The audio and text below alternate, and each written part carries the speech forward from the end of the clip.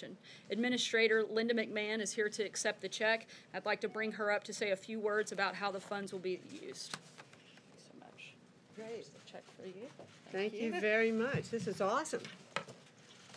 Well, I would like to thank the President for his generosity and for his support of the Small Business Administration. He clearly understands the value of small businesses. There are approximately 30 million of them in this country, and I'm very happy to be their advocate.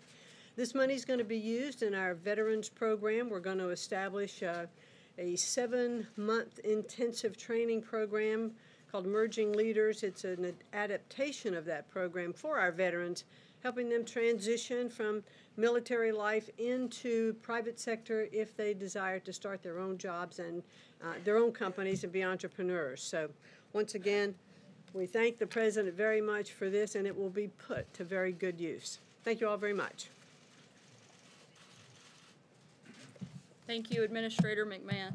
Now I'd like to bring up National Security Advisor Ambassador John Bolton to discuss the withdrawal from the optional protocol on dispute resolution to the Vienna Convention on Diplomatic Relations. He'll take some questions after some remarks, and I'll be up to take questions of the day. Thanks. Thank you, Sarah.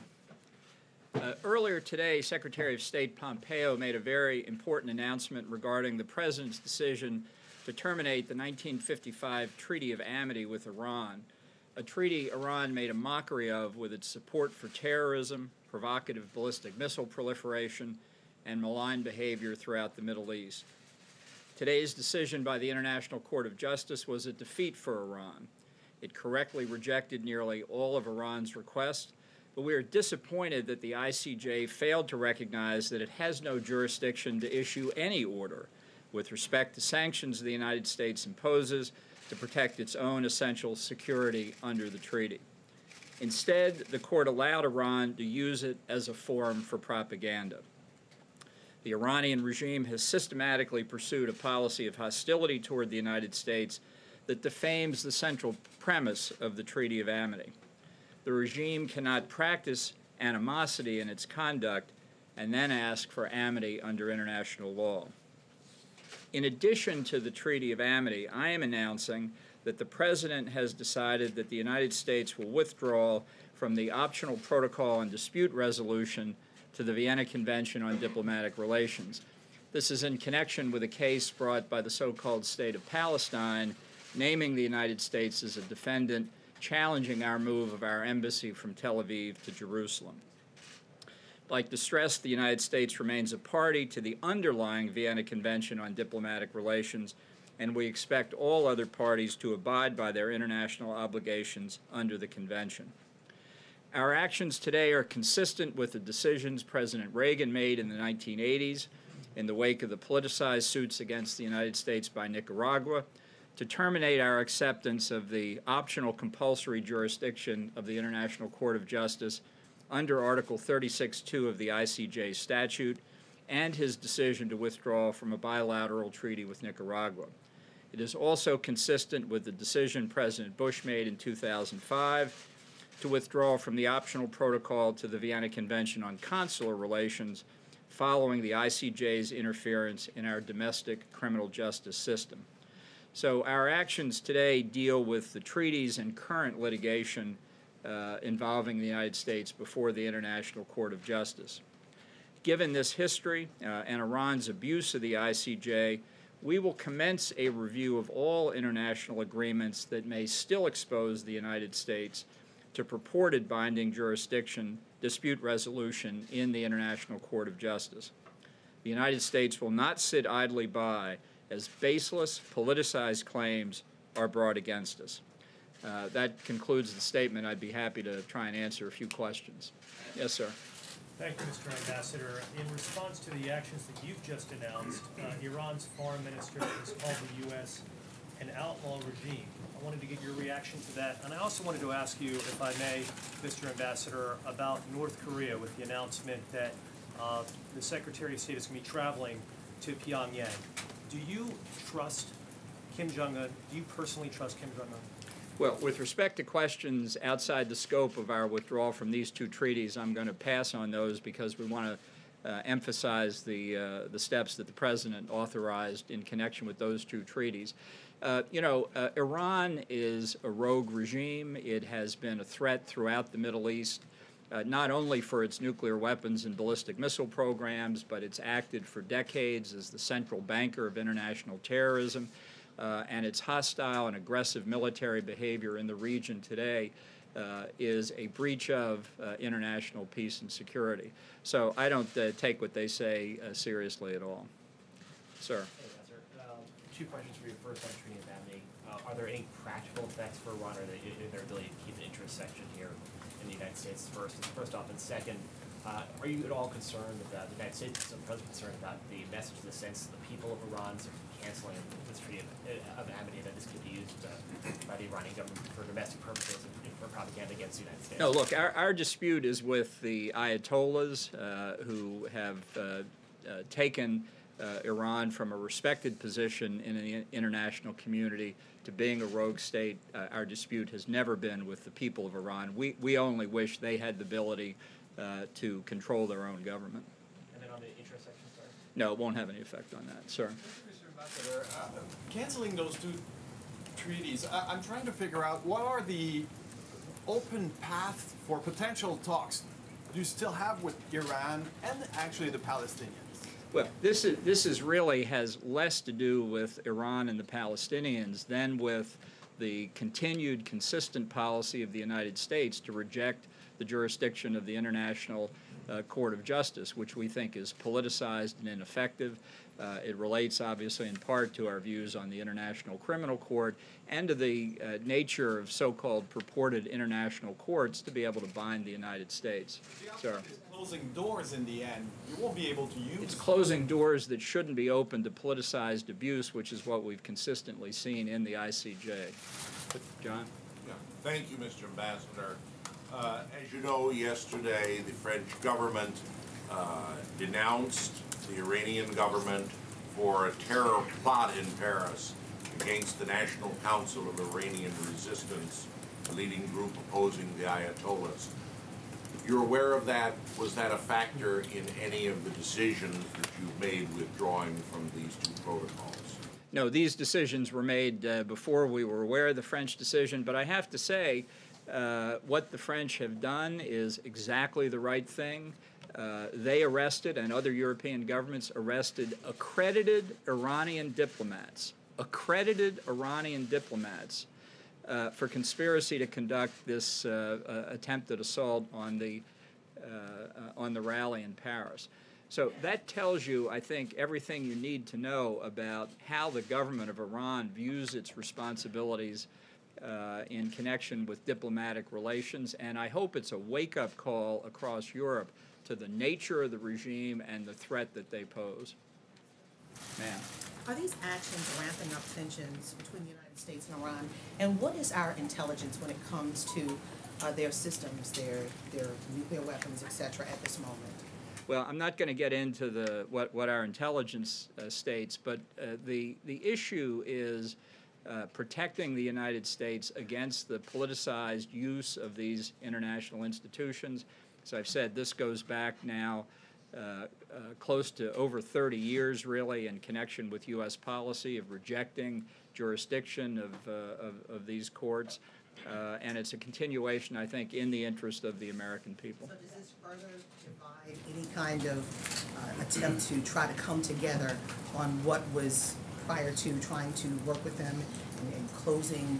They're bringing a lawsuit against us in the ICJ. Has nothing whatever to do to a diplomatic effort to resolve our differences. It was a politicized use of the court that exacerbated the differences. Ma'am. Can you respond to the Iranian foreign minister saying that the U.S. is driven by regime change? How do you I'll say it again, maybe he'll listen this time. Our policy is not regime change, but we do expect substantial change in their behavior. That's why the President has directed all of us in the government to come up with steps to reimpose the economic sanctions and to do whatever else is necessary to ensure we bring maximum pressure on the regime to stop its malign behavior across the board, not just in the nuclear field, but across the board. And given that the EU and other partners are still a part of the nuclear deal, does it make the United States efforts to try to force Iran to abandon or at least try to dismantle its nuclear program any weaker? In other words, how much leverage do you have at this point? Well, I don't think Iran is dismantling its nuclear program. If anything, recent reports that are public indicate that it's increasing its activity. How do you convince them if you don't have the EU and other partners on board? Well, I think we're going to apply the maximum amount of leverage we can. We're working with our European partners, with the British, the French, the Germans, and others. They have chosen to remain in the Iran nuclear deal. But as I've said to them, it's like a book that was written several decades ago in this country. It was called something like The 6 Stages of Grief. You know, first you have denial, then you have anger. Eventually you get to acceptance. And I think that's the direction the Europeans are moving in. I can tell you European companies in droves are forswearing business opportunities in Iran because they don't want to be caught up in the pressure campaign that we're applying. Thank you, Mr. Ambassador. You just addressed Palestine and said it is a so-called state. Is that language productive in achieving the president's? It's accurate. So, but the president recommitted to the president in New York City, as you know, recommitted his goal to achieving a two-state solution. That's right. So, is using that sort of language productive in his goal? Yeah, sure, of course. It's not a state now. It does not meet the customary international law test of statehood. It doesn't control defined boundaries. It doesn't fulfill the normal functions of government. There are a whole host of reasons why it's not a state. It could become a state, as the president said, but that requires diplomatic negotiations with Israel and others. So calling it the so-called state of Palestine defines exactly what it has been, a position that the United States government has pursued uniformly since 1988, when the Palestinian Authority declared itself to be the state of Palestine. We don't recognize it as the state of Palestine. We have consistently, across Democratic and Republican administrations, opposed the admission of Palestine to the United Nations as a state because it's not a state. Sir. Yes, sir. The IAEA is saying it doesn't take at face value Netanyahu's claims that Iran's harboring a secret atomic warehouse. Do you agree with the Israeli Prime Minister that there should be an inspection? And what's your reaction to Amano's comments on this? Well, I haven't seen those comments. I will say our intelligence community has been reviewing the material that Israel extracted from Iran and going over it in quite some detail. I must say it's extremely impressive. And we've been very supportive of the Israeli effort and supportive of the IAEA taking new steps to follow up on it. The Senate just confirmed a few days ago Ambassador Jackie Wolcott, who will be taking up her new position as U.S. Ambassador to the UN agencies in Vienna, specifically the International Atomic Energy Agency, and she'll be on the job shortly making our case there. Sir. Thank you, sir. When the president came out in support of a two-state solution at the UN last week, Prime Minister Netanyahu responded that he's confident Israel would retain security control of the West Bank under any White House plan. Is that correct, or are you open to a Palestinian state with no security presence from Israel inside their borders? We've been working, as you well know, on a peace plan involving Israel and the Palestinians. We'll be rolling it out in due course when we decide it's the most appropriate time to do it, and I'm sure that will answer your question then. And I see the lady with the hook over here, so. Take one last question. So, yeah, I'm sorry. I actually did try and recognize this gentleman. I guess I didn't point accurately enough, so my apologies. Thank you, Mr. Ambassador. Former Secretary of State John Kerry said yesterday he has not met with the Iranians since the U.S. pulled out of the deal, but he has met with them on several occasions before. Do you think he violated the Logan Act by doing so, and was he subverting the policy of the United States? Well, I think Secretary Pompeo addressed that previously, and I'll stick with his remarks. Thank you very much.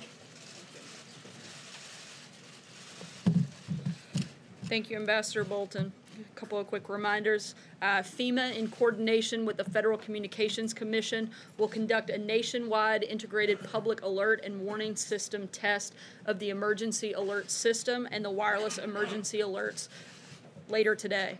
This will take place in two parts, the WEA portion starting at 2:18 p.m. Eastern, followed by the EAS portion at 2:20 p.m. Eastern. This is the first nationwide WEA test and the fourth for the EAS. The overall test will assess the operational readiness of the infrastructure for distribution of a national message and determine whether technological improvements are needed. Looking ahead to Monday, President Trump will travel to Orlando, Florida to address the International Association of Chiefs of Police.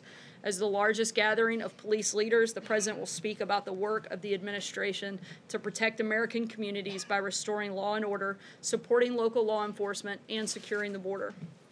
Lastly, on the night President Trump nominated Judge Brett Kavanaugh, Senator Schumer declared the Democrats would oppose this nomination with everything they had.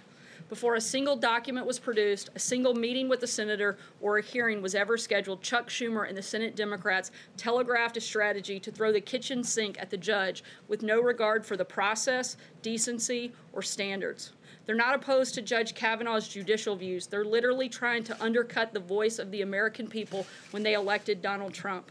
They have questioned his legitimacy and casually tossed around vicious accusations of perjury. All false and baseless, but now they've sunk lower as they spring these 11th-hour accusations and a full-scale assault on Judge Kavanaugh's integrity. This is a coordinated smear campaign. No evidence, no independent corroboration, just smears. Here are just a few of the examples. Chuck Schumer said, and I quote, "There's no presumption of innocence or guilt."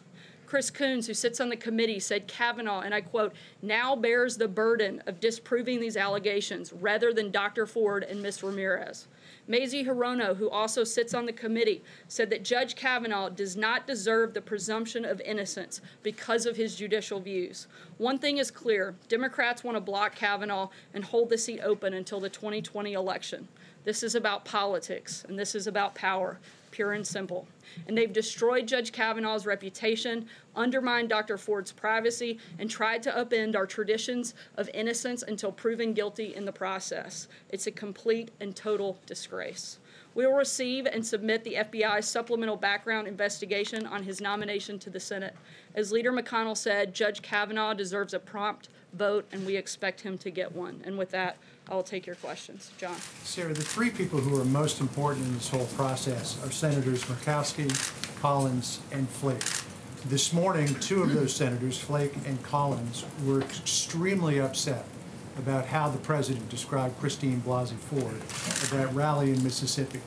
Knowing how sensitive this issue is and how important it would be if the FBI investigation shows no other compelling evidence to keep Judge Kavanaugh from the court, that these people need to be comfortable with voting for him. Why did the president say what he did last night in the way that he said it? The president was stating the facts, and frankly, facts that were included in Special Prosecutor Rachel Mitchell's report. He was stating facts that were given during Dr. Ford's testimony, and the Senate has to make a decision based on those facts and whether or not they see Judge Kavanaugh to be qualified to hold the position on the Supreme Court. Every single word Judge Kavanaugh has said has been picked apart. Every single word, second by second, of his testimony has been picked apart. Yet if anybody says anything about the accusations that have been thrown against them, that's totally off limits and outrageous. This entire process has been a disgrace, and the only reason that it's been that way is because Senate Democrats didn't do this the way that it should have been done, and they circumvented the entire system. And frankly, they've undermined our entire judicial branch by the way that they've acted and the inappropriateness of which they've conducted themselves.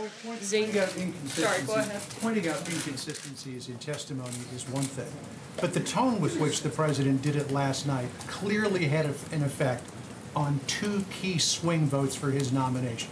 Is the president concerned that he may have put those votes in danger by doing what he did last night? I don't think so. The president's very confident in his nominee, as he stated time and time again, and we expect the Senate to vote, and we hope they do that soon. Zeke.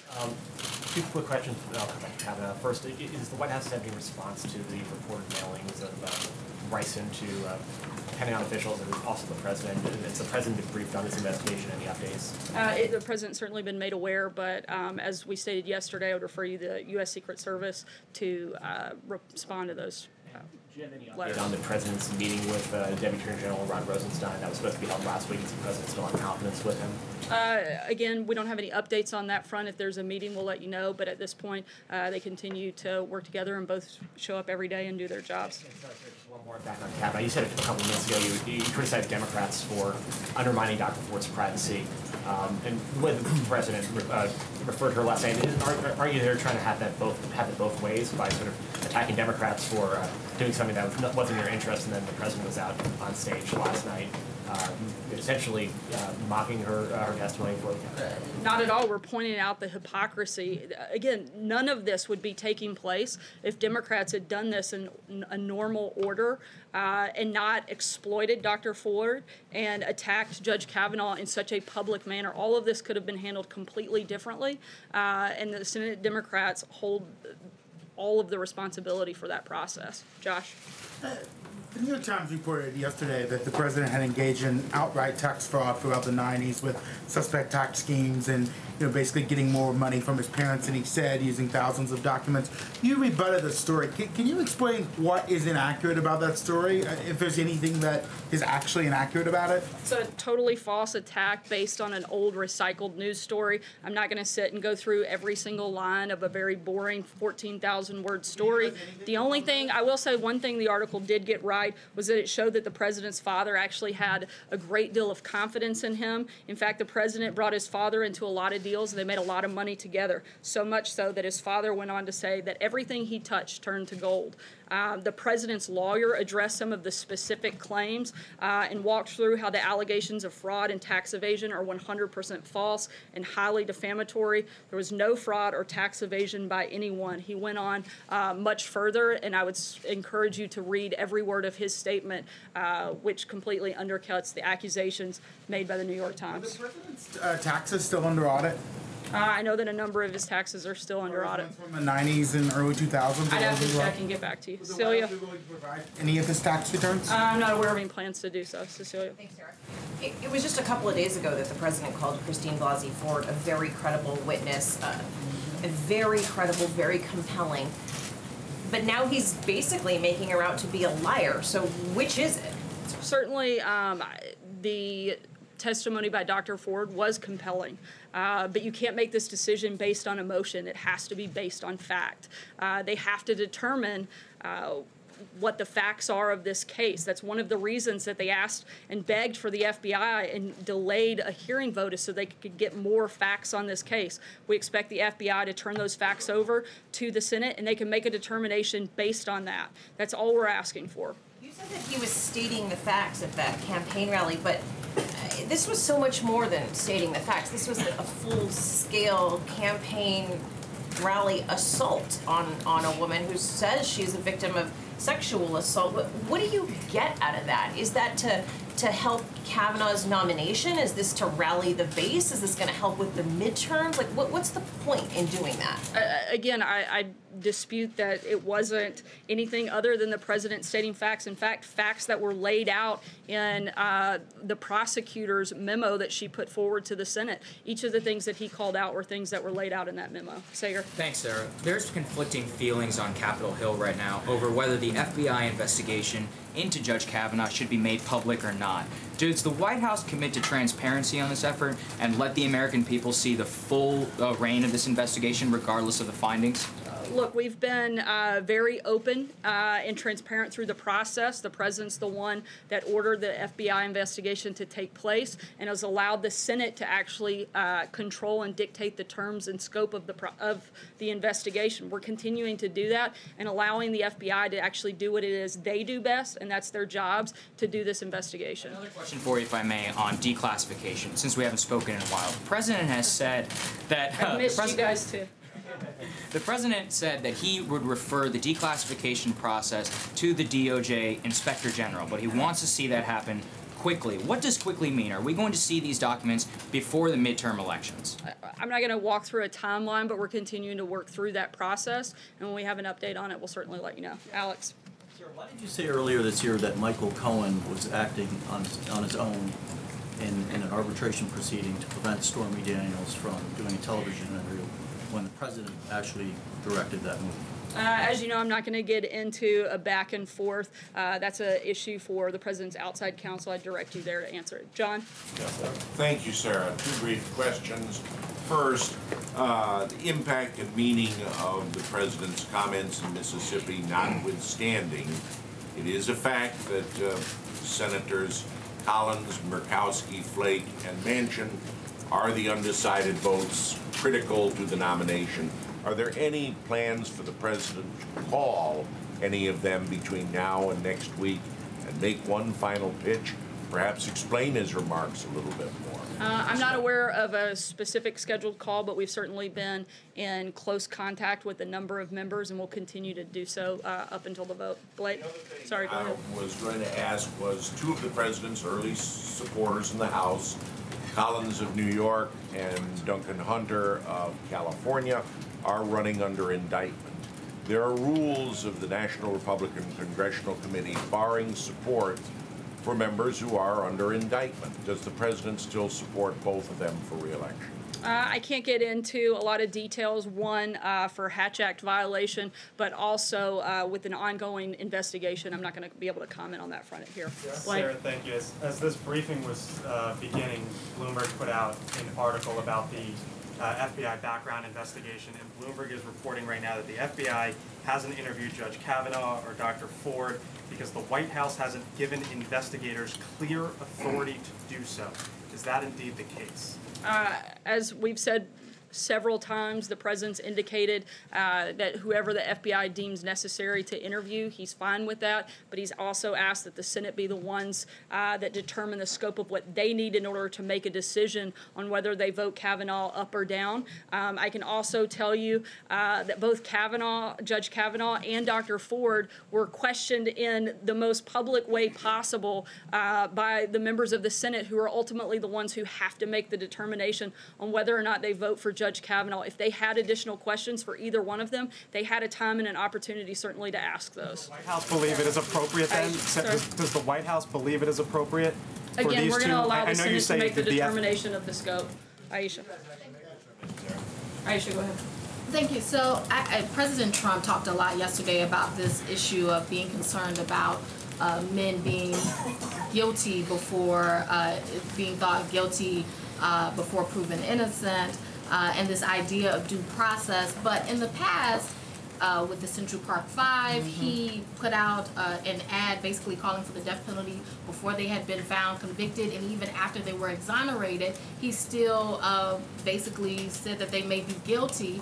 And even as president, he has talked about presided over rallies where people say lock her up, talking about Hillary Clinton. So I guess, is there a disconnect between when the president is interested in due process for some, but not for others? Not at all. The president actually encouraged the Senate to hear Dr. Ford's testimony in the same way he encouraged them to hear Judge Kavanaugh's. He is simply stating the fact that we are a country of law and order. We are a country that still believes that you're innocent until proven guilty, and we want to see that process go through in its entirety, and it should be on a fair playing field. That's simply the only point he's making. He said the Central Park Five was guilty. Yes. And does he feel that now? I'd have to look back at the specific comments. Dave. But that's the real question. In the midst of this, the president has taken this moment. Dave, go ahead. The president has taken this moment to say that he's been affected personally by all of these allegations, and he's picking and choosing, just as this question was.